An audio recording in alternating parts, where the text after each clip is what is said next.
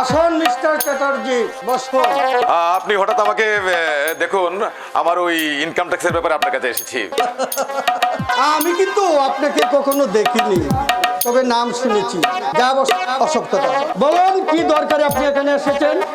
মানে ওই যে আমার ওই ইনকাম ট্যাক্সের ব্যাপারে বললাম না, সেই ব্যাপারে আপনার কাছে এসেছি আর কি। না মিস্টার চ্যাটার্জি, এ ব্যাপারে আপনি আমাকে অনুরোধ করবেন না। যে কাজে আমি সরকারের কাছ থেকে মাসে মাসে মাইনে পাই, সে কাজে আমি কখনো আপনাকে ফাঁকি দিতে পারবো না। আর এই জন্য আপনার পাঠানো 4000 টাকা আমি রিফিউজ করেছি। সত্যি আসলে টাকাটা আপনার জন্য খুব সামান্য হয়েছে। আমি অবশ্য 10,000 টাকা দিতে বলেছিলাম। 10,000 টাকাতে যে আপনার ওই কেসটাকে আমি মীমাংসা করতে পারবো, সেটা আপনি ভাবলেন কি করে? না না, আপনাকে প্রয়োজনে আরো 10,000 বেশি দিতাম। না মিস্টার চ্যাটার্জি, 20,000 টাকা দিয়ে আপনি 34 লাখ টাকা ফাঁকি দিতে চান। তাহলে কি আরো দিতে হবে? দেওয়া না দেওয়া অবশ্য আপনার ব্যাপার, তবে মনে রাখবেন 2 দিনের মধ্যে যদি টাকা না দেন তাহলে আপনার কারখানায় কিন্তু তালা পড়ে যাবে। ঠিক আছে, আমি আপনাকে আপনার হাতে হাত করাও পড়তে পারে। ঠিক আছে, আপনাকে আমি 50,000 টাকা দিচ্ছি। মাত্র 50,000 টাকা?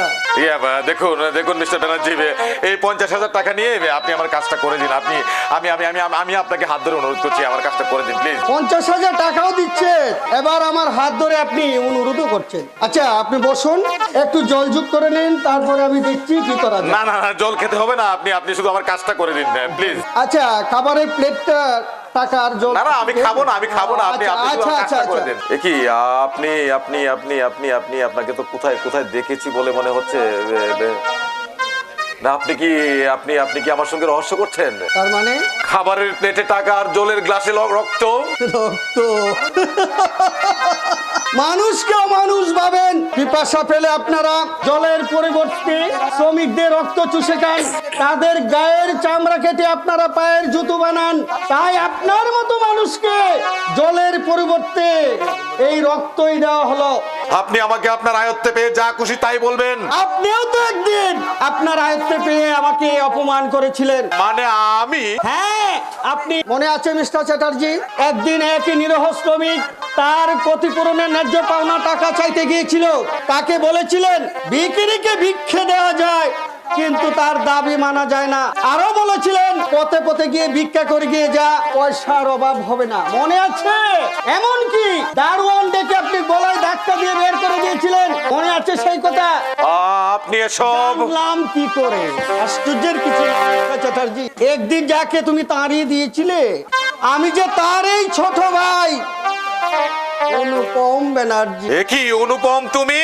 হ্যাঁ, আমি যার সংসারে দুর্ভিক্ষ করতে তুমি রাজেন্দ্র নারায়ণের সঙ্গে ষড়যন্ত্র করেছিলে, তাকে অপবাদ দিয়ে চাকরি থেকে বরখাস্ত করে দিয়েছিলে, আমি তার এই ছোট ভাই অনুপম ব্যানার্জি। আমি যদি জানতাম তুমি ইনকাম ট্যাক্স অফিসার হয়েছো, তাহলে আমি কোনোদিনই তোমার কাছে আসতাম না। কৈলাস, থাক, আর কাউকে ডাকতে হবে না, আমি চলে যাচ্ছি। তবে একটা কথা মনে রাখবেন, এই নিশীথ চ্যাটার্জি অপমান হজম করতে শেখেনি। Just a minute.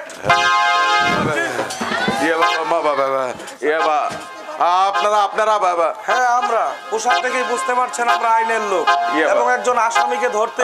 আসামি কোথায়? আসামির নাম নিশীথ চ্যাটার্জি। আমি আপনি কিছুক্ষণ আগে বন্যা নামে এক ভদ্র মহিলা আপনার বিরুদ্ধে অভিযোগ জানিয়ে থানায় ফোন করেছিল।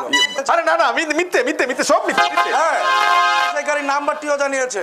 Number WB 349000। না না, এটা আমার নাম্বার না, এটা আমার নাম্বার না। চেষ্টা করবেন না না, এটা আমার নাম্বার না। আপনার খোঁজ করতে করতে এখানে আসার সময় আমি এই বাড়ির সামনে ওই নাম্বারে গাড়িখানা দেখে এসেছি এবং তাতে লেগে থাকা তাজা রক্ত আর এক টুকরো কাপড়, তাও আমি লক্ষ্য করেছি। আর সহ্য করব না, থানায় নিয়ে বেদ দিলে সব বেরিয়ে আসবে। আমার সময়ের মূল্য আছে, দাঁড়িয়ে না থেকে চলুন আমার সাথে। Constable, arrest him. ঠিক আছে, আমি যাচ্ছি।